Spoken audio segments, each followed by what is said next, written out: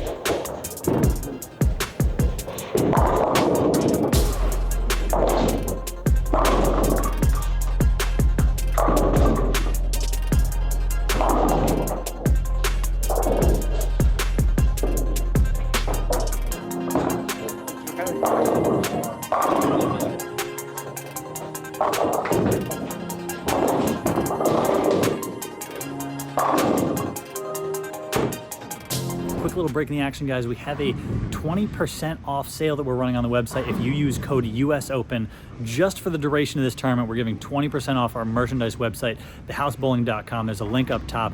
We got some brand new designs and some real exciting news coming soon, so stay tuned. Visit thehousebowling.com and use code USOPEN for 20% off all merchandise on the website.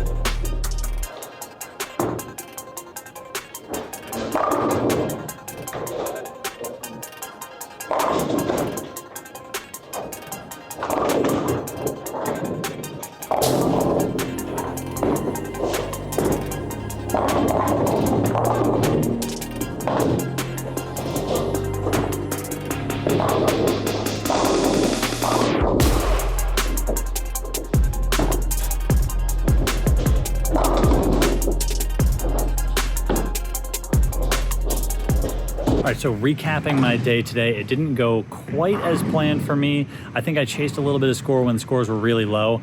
I got stuck with urethane too long. Bowling on a pair of 3 lefties was a little bit challenging for me, but on to the next one for sure.